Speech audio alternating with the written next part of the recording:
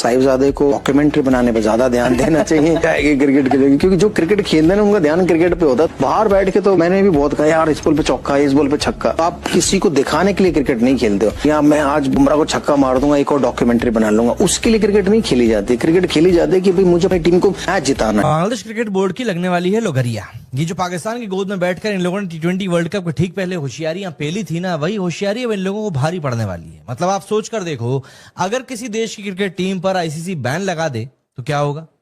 ना कोई international matches खेल पाएंगे, बायलैटरल सीरीज तो छोड़ ही दो, ग्लोबल टूर्नामेंट की बात भी मत करो।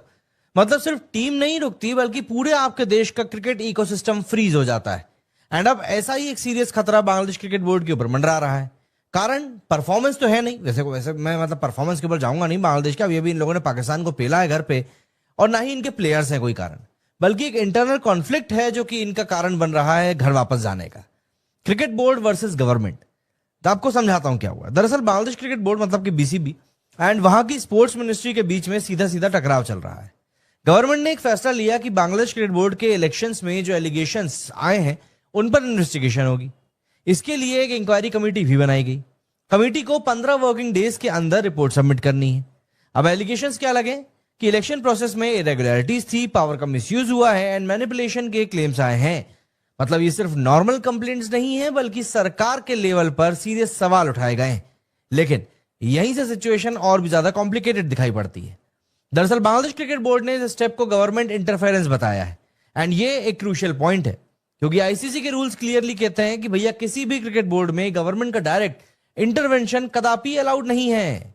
बोर्ड को ऑटोनोमस रहना होता है, ऑटोनोमस। एंड ये सिर्फ थ्योरेटिकली बात नहीं है, बल्कि पास्ट में ऐसा हो भी चुका है।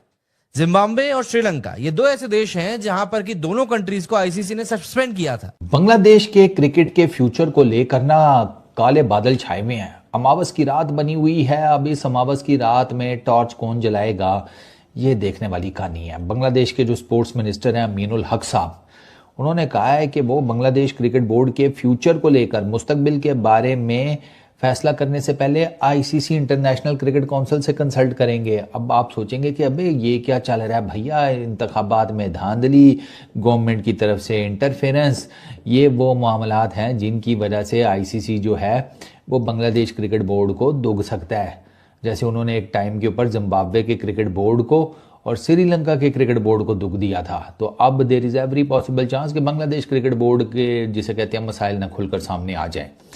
अब इस सारी कहानी में ना मैं पता क्या बैठा सोच रहा हूँ, मैं कह रहा हूँ अपने शाहजी ने इनका इतना कुछ किया, अपने वास्ते कुछ भी नहीं मंगया, फकीरी दरवेशी वो एक अलग बात है, लेकिन यार ये तो उल्टा गले की घंटी नहीं बन गई काम। अस्सलाम वालेकुम दोस्तों, बांग्लादेश क्रिकेट बोर्ड मुश्किल में है। आप कह सकते हैं कि पाकिस्तान क्रिकेट बोर्ड के चेयरमैन मोहसिन नकवी साहब के दोस्त अमीनुल इस्लाम बुलबुल थोड़ी मुश्किल के अंदर हैं, क्योंकि बांग्लादेश के अंदर नई सरकार हो चुकी है और नई सरकार अब ये चाह रही है कि सेटअप चेंज किया जाए बांग्लादेश क्रिकेट बोर्ड का भी। और दूसरा वो ये इन्वेस्टिगेशन भी करना चाह रहे हैं कि जो बांग्लादेश ने वर्ल्ड कप 2026 T20 के अंदर शिरकत नहीं की थी, क्यों नहीं की थी, मतलब सबको ही पता क्यों नहीं की थी, मगर वो ये इन्वेस्टिगेट करना चाह रहे हैं कि ये शायद डिप्लोमेटिक फेलियर था, यानी ताल्लुकात अच्छे नहीं हो पाए कि बांग्लादेश ने जो डिमांड की वो ICC ने पूरी नहीं की, या जो भी इनका मौकफ था वो क्यों नहीं माना गया। सिर्फ इसीलिए क्योंकि वहां की सरकार इन्वॉल्व कर रही थी इनके क्रिकेट बोर्ड में। इसका मतलब यह है कि बांग्लादेश का कंसर्न इमेजिनरी नहीं है, असली रिस्क है यहां पर, जिसको कि वो बिल्कुल सामना करने के लिए तैयार है। इसी वजह से BCB ने ICC के सीनियर ऑफिशियल से कांटेक्ट भी किया। उनका कहना है कि अगर ये इंटरफेरेंस कंटिन्यू होता है तो बांग्लादेश पर भी बैन लग सकता है। अब इस कंट्रोवर्सी का एक इंपॉर्टेंट ट्रिगर भी आपको बता देता हूं। वो ट्रिगर है Tamim Iqbal, former captain of Bangladesh cricket team, जिन्होंने ओपनली एलिगेशंस लगाए थे कि BCB प्रेसिडेंट ने इलेक्शन प्रोसेस में इन्फ्लुएंस किया है।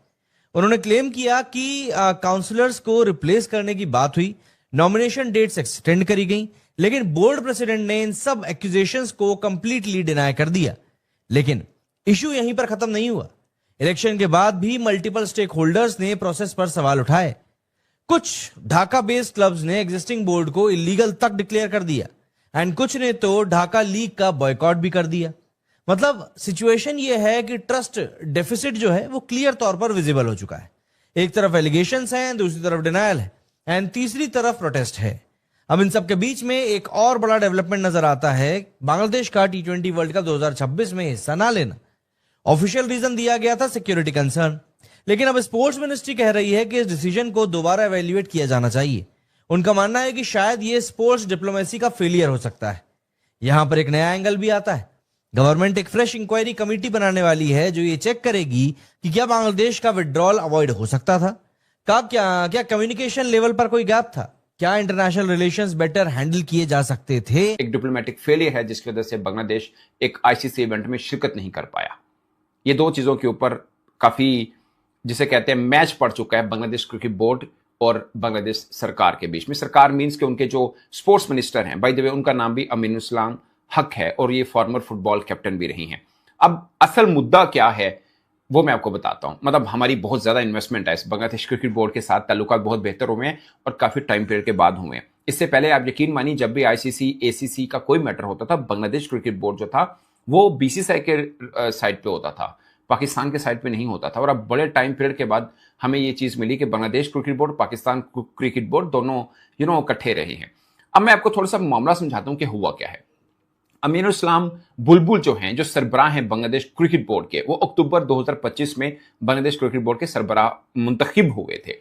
जय हिंद दोस्तों, आपको ज्ञात होगा कि पाकिस्तान और पाकिस्तान की मीडिया भारत के बगैर अपना खाना पानी चला ही नहीं सकते। पाकिस्तानी यूट्यूबर्स हो, उनकी मेन मीडिया हो या उनके मीडिया पर्सनल्स जो कि यूट्यूब पर बैठकर ही अपना दाल भात चलाते हैं, उनको भारत के बगैर कुछ भी दिखाई या समझ में नहीं आता है। इन लोगों की मजबूरी ये है कि भारत को मन से घृणा करने के बाद भी भारत की प्रशंसा करनी पड़ती है और कुछ न कुछ सकारात्मक बोलना पड़ता है। हालांकि इनके चेहरे के हाव भाव से हमें पता चल जाता है कि ये जो बोल रहे हैं उस सब पे इनका विश्वास बिल्कुल नहीं होता। जहाँ तक बात रही पाकिस्तानी मीडिया और यूट्यूब चैनल्स की, भारत के बगैर इनका दाना पानी चल ही नहीं सकता। ये जब तक भारत को कोस न ले और या भारत की कुछ कमियां न बता दें, इनका काम चलता ही नहीं है। मनोरंजन का क्षेत्र हो या बात हो खेल जगत की, चाहे विज्ञान का क्षेत्र हो, चाहे पॉलिटिकल या फिर युद्ध क्षेत्र,